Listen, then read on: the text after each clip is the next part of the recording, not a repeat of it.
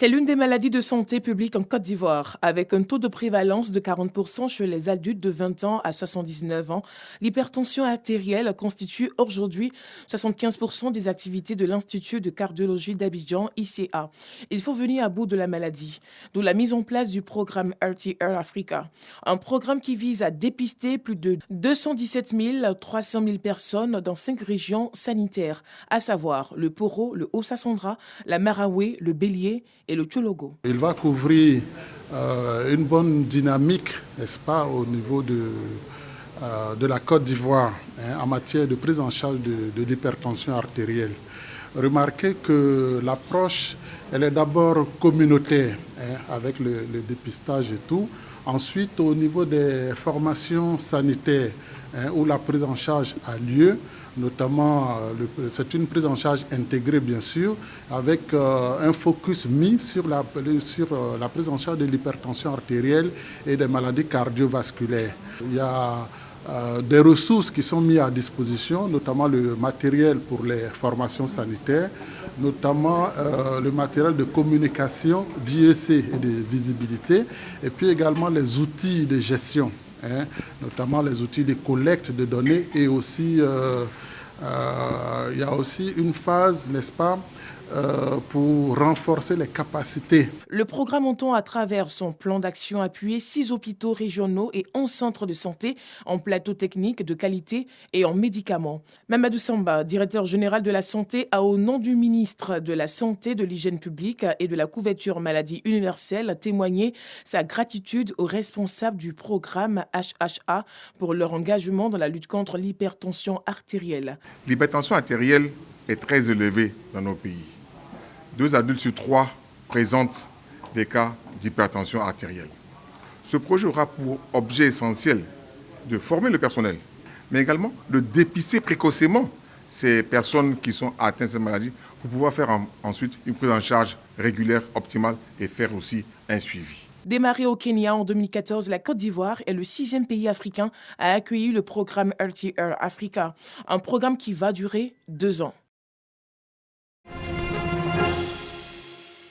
Homologation des manuels de cours et préparatifs des examens de fin d'année. Voilà le menu de ce séminaire de formation tenu du mercredi 15 septembre au samedi 18 septembre au sein de la grande mosquée de Williamsville. Occasion pour le cheikh Aboubakar Konaté, président de l'OEEC, Organisation des établissements d'enseignement islamique en Côte d'Ivoire, d'interpeller toute la communauté éducative musulmane. Nous avons invité les enseignants à l'intérieur du pays, comme dans les 13 communes d'Abidjan, pour venir se concerter sur la rentrée prochaine. Qu'est-ce que nous allons faire et quels sont les livres que nous allons étudier dans nos écoles? Comment les écoles vont être fonctionnelles? Comment la rentrée va se faire? Pour les participants, l'enjeu est entier. Le succès de la nouvelle année scolaire 2021-2022 repose sur la bonne préparation. L'OEC, il nous a donné l'historique, les temps passés, les efforts qui ont été faits, les luttes qui ont été faites et les perspectives que nous sommes en train de récolter, que nous sommes en train d'attendre. C'est pour dire que l'OEC est dans l'élan, dans le développement, dans tout ce qui est l'avancement. C'est vraiment améliorer les programmes comme ça a été demandé. Le programme commun en français et en arabe pour que l'OEC puisse former une génération vraiment compétente qui peut vraiment développer le pays, en même temps la religion musulmane. Il faut qu'aujourd'hui, au sortir de là, nous ayons vraiment, dans les années à venir, un programme national commun qui sera enseigné dans toutes les écoles franco-arabes ou dans toutes les écoles confessionnelles islamiques. À la clôture du séminaire samedi 18 septembre 2021, les élèves et leurs parents ont été conviés dans cette salle de la commune de Cocody pour célébrer les meilleurs apprenants. Une école dépend de 3 entités. Il y a les enseignants que nous sommes, et puis il y a les parents d'élèves, et puis il y a l'élève lui-même. Nous attendons des parents qui vont vraiment s'occuper de leurs enfants. Il n'y a qu'à avoir une complicité entre le parent et l'enseignant. S'il y a cette complicité entre le parent et l'enseignant, vous allez voir que l'élève va briller dans ses études. Une cérémonie des silences fortement appréciée par les apprenants primés à l'occasion. La communauté éducative musulmane du pays s'est donné rendez-vous l'année prochaine avec le souhait de bannir la tricherie en milieu scolaire. Ils étaient rassemblés à la mosquée Al-Moubarak dans la commune d'Abobo pour la dédicace de l'œuvre L'Allégeance islamique, son authenticité et sa bonne compréhension en islam. Pour son premier ouvrage, l'écrivain imam Loseni Sidibé entend éclairer la lanterne de la communauté musulmane autour d'un sujet à polémique, la baya. Durant nos recherches, nous avons conclu que la baya n'est pas une condition pour qu'un homme soit un musulman. La baya n'est pas une condition. Voilà, la baya n'est que quelque chose que le prophète faisait alayhi salatu wassalam pour pouvoir, n'est-ce pas, affermir la foi de ses fidèles musulmans, ses compagnons. Occasion pour l'imam hôte de la mosquée Al-Moubarak de la commune d'Abobo, Mohamed Diarra, et l'imam Bomba Issouf, membre du COSIM représentant le cheikh Koul Aïma Diakité Ousmane, président du COSIM, d'inviter tous les musulmans à se procurer ce livre qui véhicule un message d'une grande utilité. Dans notre mosquée, notre slogan, c'est l'unifier de la communauté musulmane, c'est-à-dire l'union de la communauté musulmane. Et c'est pourquoi j'ai accepté que ça se fasse dans la mosquée, pour que vraiment cette union-là, qu'on puisse prôner ensemble, vraiment pour essayer vraiment d'approfondir la connaissance islamique au sein de la communauté musulmane. Le livre est très intéressant parce qu'il nous a montré les différents types de baya en islam. Est-ce que baya est obligatoire avant d'être musulman? Ou bien ceux qui ont fait baya, ils étaient musulmans d'abord, ensuite ils ont fait l'allégeance au prophète Mohammed sallallahu alayhi wa sallam.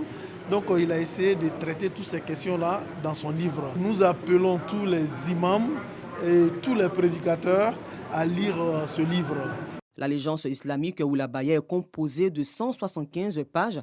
Cet ouvrage de l'imam est un chef-d'œuvre qui vient enrichir la bibliothèque islamique.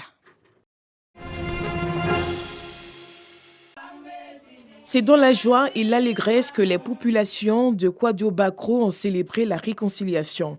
Les fils et filles de cette localité sont venus nombreux afin d'instruire leurs parents sur les différents chantiers menés par le gouvernement pour une Côte d'Ivoire prospère.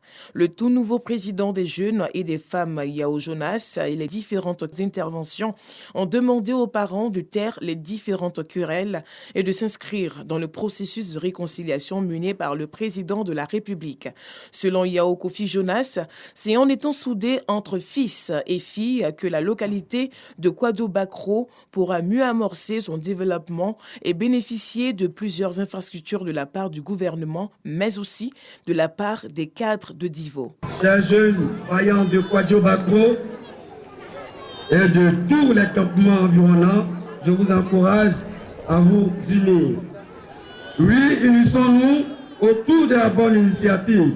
Unissons-nous autour du développement entamé déjà dans notre village. Le sous-préfet de Zego a salué cette initiative, celle de mettre ensemble tous les fils et filles pour le développement de la localité. Cette cérémonie de rencontre à Kwadio-Bakro a pris fin par un match de football qui a été remporté par l'équipe de Kwadio-Bakro face à celle de Zego. C'est le carburant.